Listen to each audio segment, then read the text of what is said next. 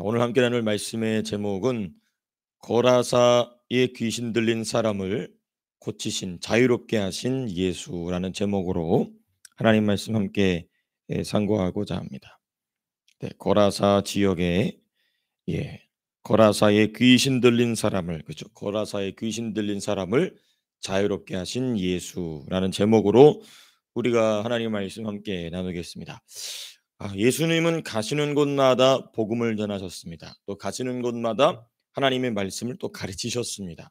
또 예수님은 가시는 곳마다 질병을 고치셨습니다. 또 예수님은 가시는 곳마다 이렇게 귀신들을 내어 쫓으셨습니다. 그래서 우리 사랑하는 성도님들이 가시는 곳마다 특별히 오늘 본문의 말씀을 따라서 귀신들이 쫓겨나가는 일들이 그대로 사도행전적으로 또 복음서적으로 그대로 일어나시게 되기를 축복합니다. 귀신들이 도망가고 귀신들이 저와 여러분들을 불편해해야 합니다. 불편해해야 돼요.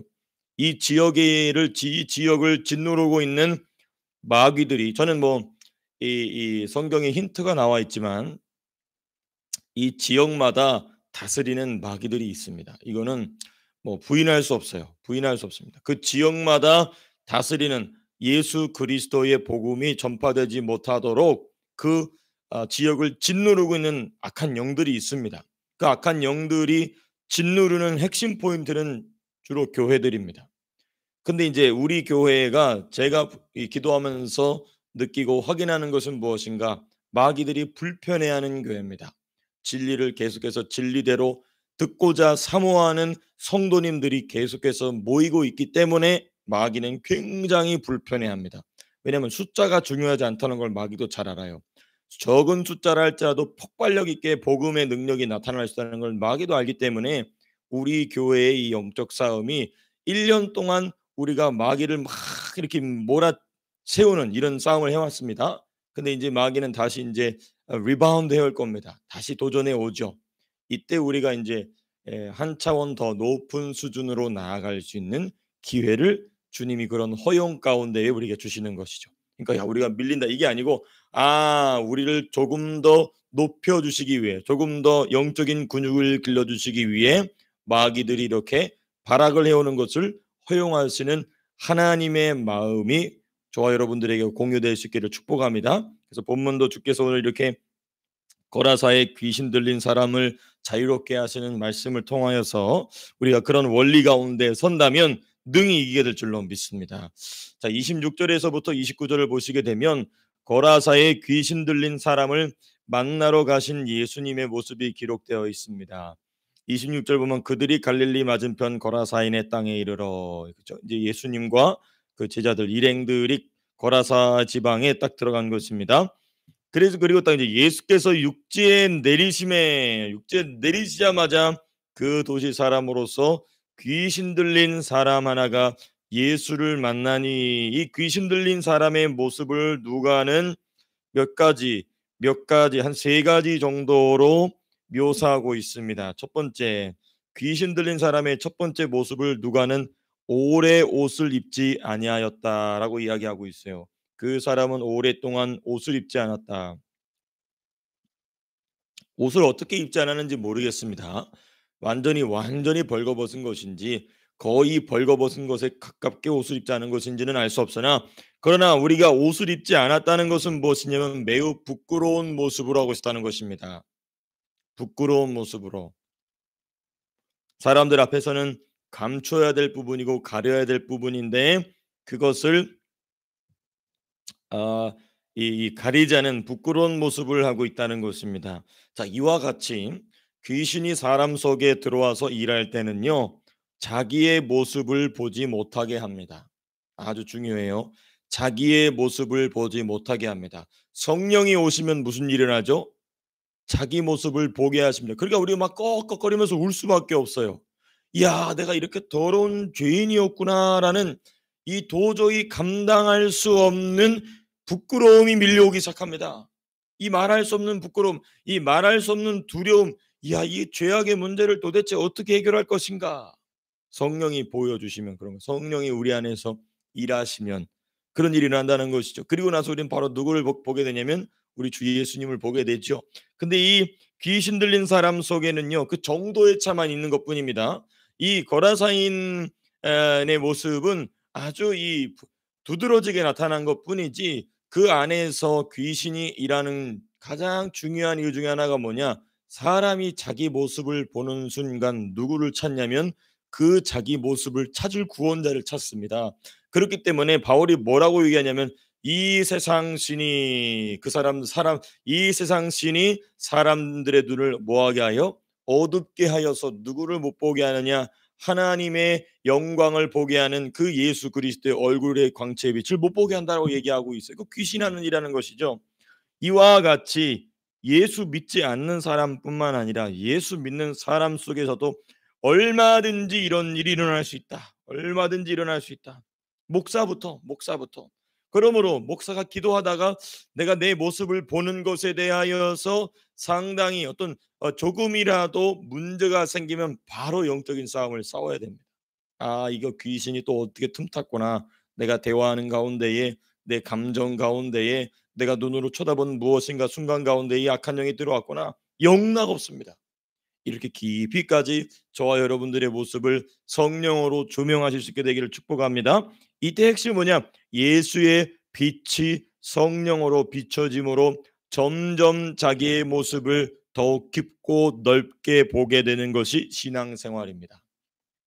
그래서 위대한 신학자이자 위대한 목회자였던 이 성 아구스티누스는 이 예수를 믿어서 이제는 나이가 연로하게 되었을 때에 무슨 책을 쓰냐면 참회록이라는 이 큰 두꺼운 책을 씁니다. 내가 얼마나 큰 죄인인가에 대한 고백을 하는 거예요.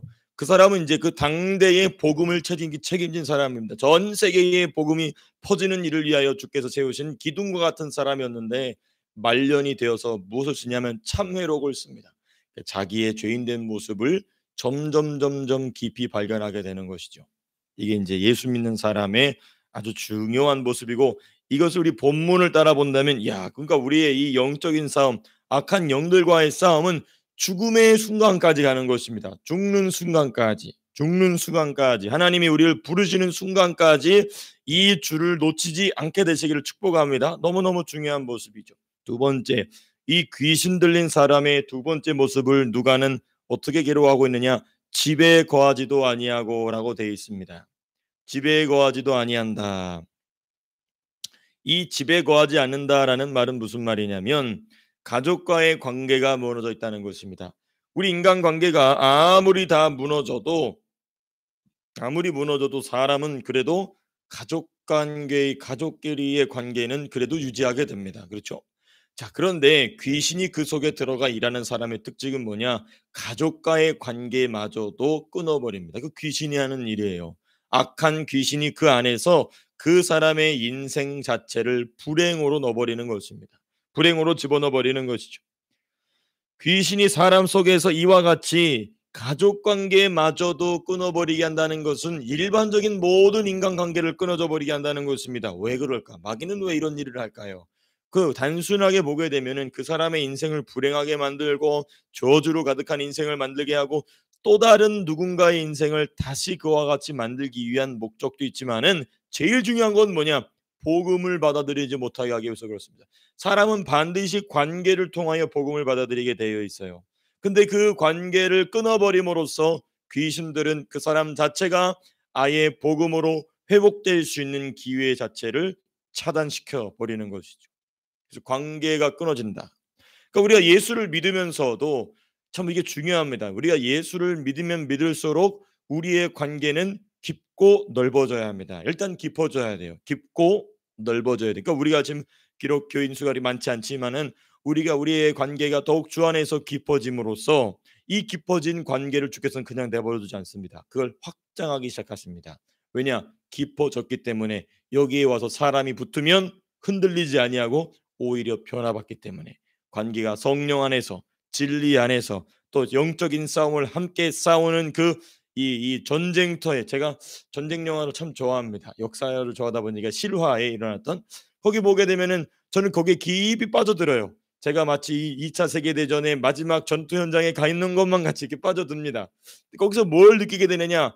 그 전쟁 전투 막 총알이 빗발치면서 동료들이 죽어나가는 그 현장 가운데 살아남은 그 전쟁터의 영웅들은 뭐가 되냐면 가족보다도 더 가깝게 됩니다. 관계가 깊어지게 되죠. 우리 교회가 그렇습니다. 이 카스릴 지역의 영적인 싸움을 우리가 지금 다 담당하고 있어요. 왜냐하면 교회들이 힘을 잃어버렸기 때문에, 복음의 힘을 잃어버렸기 때문에 성령에 관하여 말하지도 않습니다. 종말에 관한 깨어있는 진리를 사모하지도 않습니다. 그러니까 마귀는 여기만 딱 막으면 이제 숨구멍이 막히는 것이기 때문에 이 지역의 영적인 싸움을 우리가 다 감당하고 있기 때문에 우리가 느끼기에는 이게 좀 버겁다라고 느껴질 수 있어요. 근데 그러나 여러분 절대 포기하지 마십시오. 주께서 우리를 성장시키기 위한 도구에 불과하다. 도구에 불과하다. 도구에 불과하다.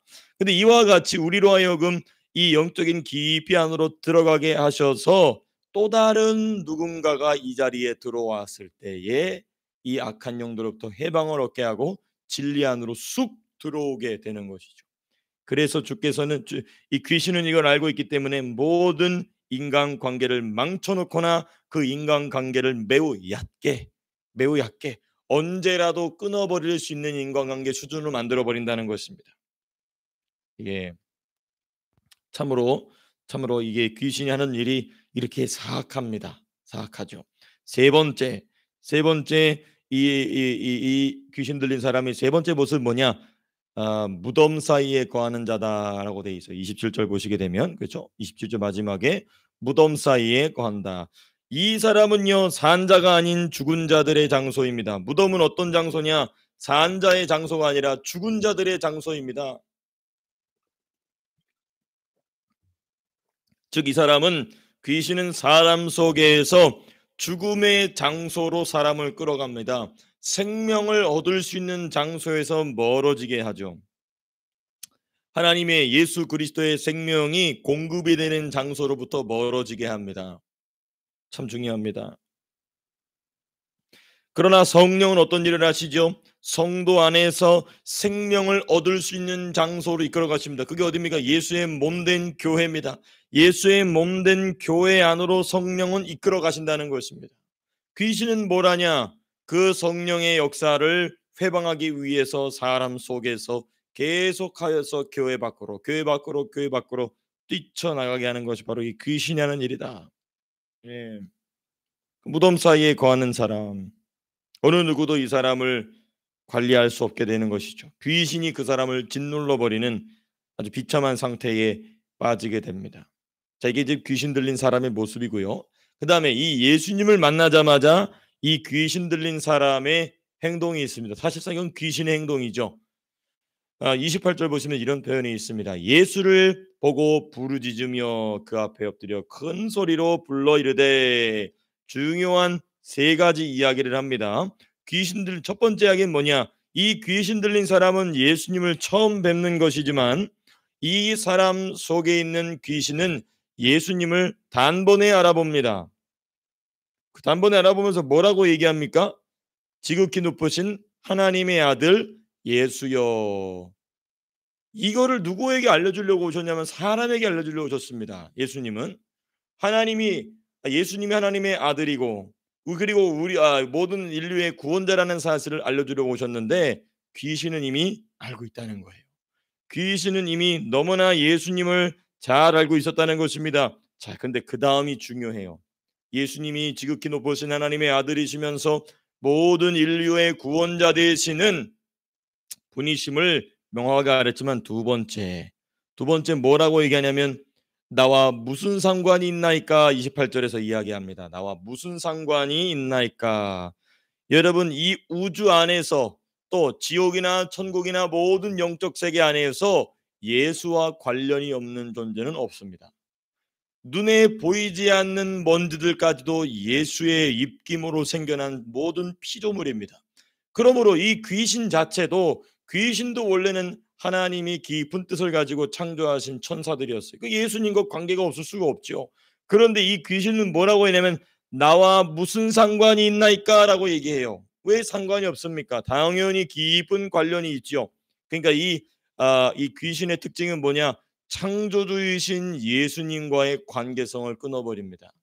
이 귀신이 하는 일이 바로 이런 일이죠.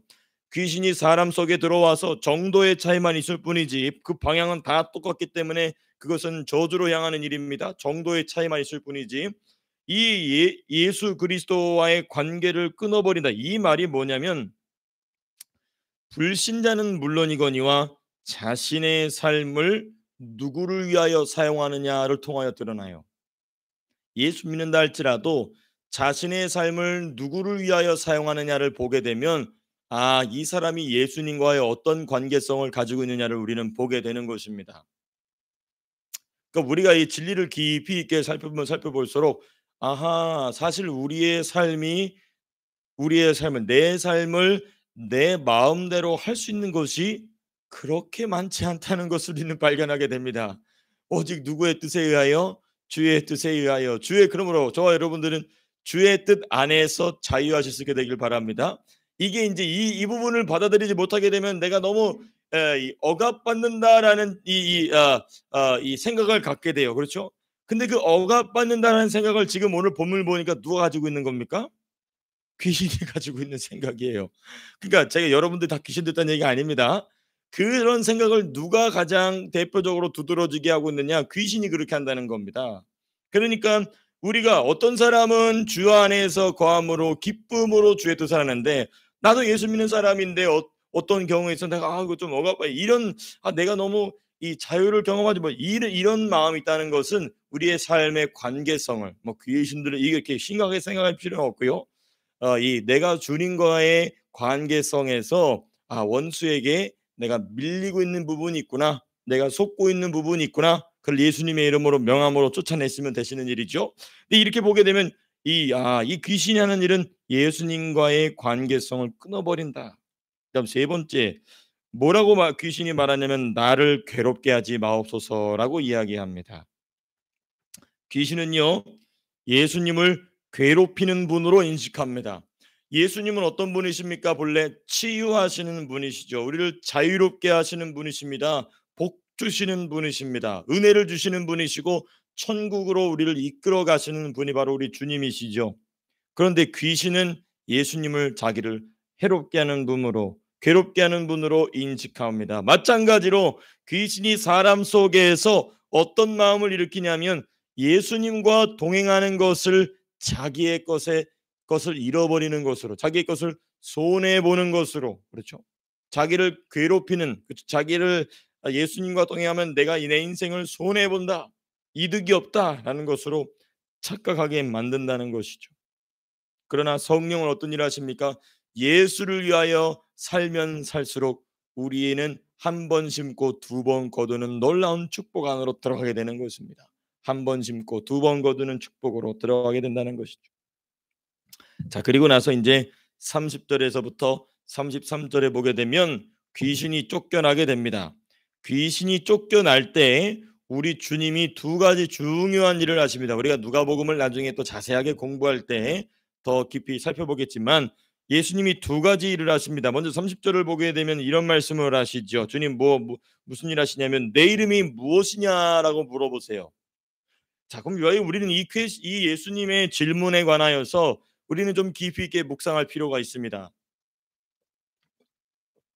우리 예수님은 하나님이시기 때문에 전지 전능 무소부재하십니다. 그 예수님은 모르는 게 없으신 분이시죠. 그러니까 예수님은 질문이라는 것 자체가 필요 없으신 분이시죠.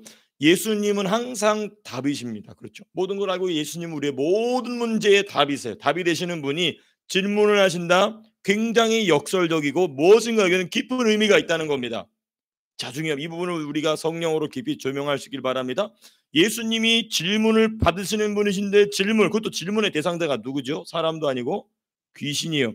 이거는 더더욱 이상한 일입니다. 여긴 깊은 의미가 있다는 것이죠. 이게 왜 그러냐면 귀신의 이름을 물어보신 이유는 두 방면이 있어요. 첫 번째, 이 귀신 들린 사람을 위해서 그렇습니다. 우리가 이 성경에는 자세하게 나와 있지 않지만 귀신 들린 사람을 보게 되면 세 가지, 보통 두세 가지 경우가 있어요. 완전히 그 자아가 짓눌려서 아무런 인식이 없는 상태, 자기가 귀신 들렸는지를 전혀 인식하지 못하는 상태가 있어요. 또 다른 경우는 뭐냐면은 이 자아가 눌려지지 않은 상태로 귀신이 자기 안에서 하는 말, 자기 입에서 꺼내내는 말, 또 다른 귀신에게 듣는 말을 전부 듣는 사람도 있습니다. 그런데 이 맥락을 볼 때 이 거라사의 군대 귀신 들린 이 사람은 그 사람의 그 이성이 안에서 살아있던 것 같습니다. 왜냐하면 예수님이 일부러 이 귀신의 이름을 말합니다. 왜 이 귀신의 이름을 말하게 물어보시냐면은 이 귀신이 자기의 정체를 밝힘으로써 이 귀신의 정체를 그 사람에게 지금 알려주고 있는 거예요. 그 왜 알려주실까? 너도 네 안에서 싸우라고 얘기하는 거 계십니다. 싸우라는 얘기입니다. 네 안에서 너도 이 귀신과 대적하여 싸우라는 것입니다. 두 번째 방면은 뭐냐? 제자들에게 알려주시기 위함입니다. 귀신들에게는 이런 종류가 있구나.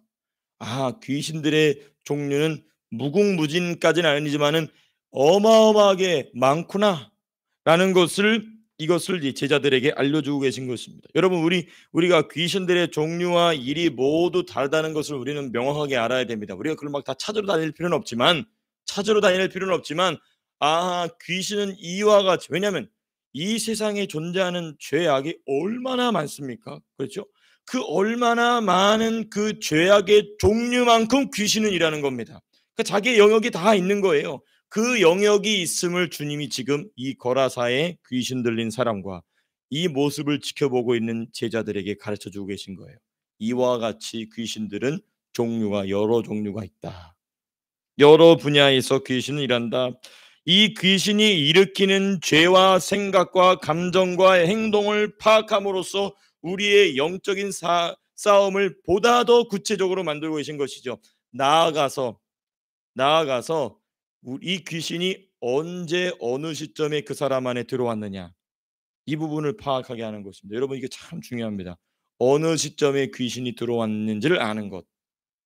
우리가 그것을 명확하게 아는 일은 매우 힘든 일입니다. 매우 힘든 일이에요. 그렇지만은 그 시점을 딱 파악하는 것이 왜 중요하냐면 그때로 돌아가서 내가 회개를 할 수 있고 그때로 돌아가서 내가 받았던 상처들이 있다면 그 상처를 성령으로 예수 안에서 치유받을 수 있게 되고 그 상처가 치유를 받아야 귀신이 붙잡고 있는 힘이 약해지거든요. 그 죄를 회개해야 귀신이 붙잡고 일하는 힘이 약해지거든요. 그래야 예수 이름을 명할 때 탁 튕겨 나가는 것입니다. 그래서 이런 이유가 있기 때문에 우리 주님은 그 귀신의 이름을 아심에도 불구하고 물어보신 겁니다. 그래야 해서 그 고라사의 그 귀신 들린 사람과 제자들에게 가르쳐 주신 것이죠. 그다음 마지막 부분 주님께서 하신 두 번째 일은 무엇인가? 돼지떼에 들어가게 하십니다. 이 말씀을 깊이 있게 묵상하지 못하면 예수님이 왜 돼지떼에 들어가게 해서 그 다른 사람의 재산을 다 이렇게 몰살시켜 버리게 하셨느냐. 근데 우리가 이 말씀을 깊이 묵상해야 됩니다. 귀신은 그렇다고 해서 예수님이 이 나가라고 해서 다른 사람 안으로 들어가게 할 수는 없단 말입니다. 그렇죠? 그렇기 때문에 예수님이 그 짐승 안으로 들어가게 하신 것뿐입니다. 그러니까 우리가 그 부분을 잘 이해해야 돼. 예수님이 다른 사람 안으로 들어가라고 말하실 수 없죠. 그 사람 안에 나간 귀신 또 다른 귀신 그럼 이게 의미가 없어지는 거예요. 여기서 우리는 아주 중요한 비밀을 발견하게 됩니다. 뭐냐? 귀신은 허공을 떠돌아다니는 존재가 아니다. 사람이든지 또는 짐승이든지 이 육체를 가진 존재 안에 거해야 된다는 것이죠. 그러면 비탈로 내리 떨어진 이 돼지들이 다 죽으면서 그 귀신은 어디로 가느냐? 그 부분은 우리가 더 나중에 더 생각해 보겠습니다. 이 부분은 조금 더 제가 더 공부도 필요하고 또 너무 신비주의적으로 제가 이야기를 할 수 있는 부분이 있기 때문에 그 귀신은 그럼 어떻게 됐느냐? 인제 로마 카톨릭은 인제 그게 무슨 귀신 해 가지고 무슨 몇 년도에 어디서 나타날 거다 이런 족보가 있어요. 아 신빙성이 없지는 않지만 이런 전설의 고향 그 로마 카톨릭의 전설의 고향에 대해 보면은 이 성 프란체스코가 이 군대 귀신 들린 사람을 고쳤다라는 기록이 있기도 합니다, 사실은. 근데 이 군대 귀신이 이 복음서에 나온 군대 귀신이다. 인제 그런 어떤 그들만의 또 족보가 있어서 그것도 흥미롭습니다. 흥미로운데 하여튼 로마 카톨릭 안에서도 그래도 역사 중에 이렇게 깊이 있게 영적인 싸움을 싸웠던 분들이 있었다라는 것도 교회사에서 좀 우리가 살펴볼 수 있는 부분이기도 합니다. 자, 그리고 인제 34 절에서부터 39 절, 제가 지금 벌써 시간이 좀 많이 지나 이 부분이기 때문에 요 부분은 간단하게 생략하고 넘어간다면, 이 사람은 이 귀신이 나가고 난 뒤에 아주 중요한 행동을 합니다. 옷을 입었어요. 첫 번째, 옷을 입었다. 두 번째, 정신이 온전하여졌다. 그쵸? 귀신에게 눌려 있는 상태가 아니고 정신이 온전하여, 이 정신이 온전한 사람은 누구 발 앞에 엎드립니까? 예수의 발 앞에 앉아 있다라는 말이 지금 35 절에 나와 있습니다. 그래서 이 35 절을 중심으로 이 34 절에서부터 39 절을 묵상하시면 큰 유익이 있을 줄로 믿습니다. 제가 기도하고 마치겠습니다.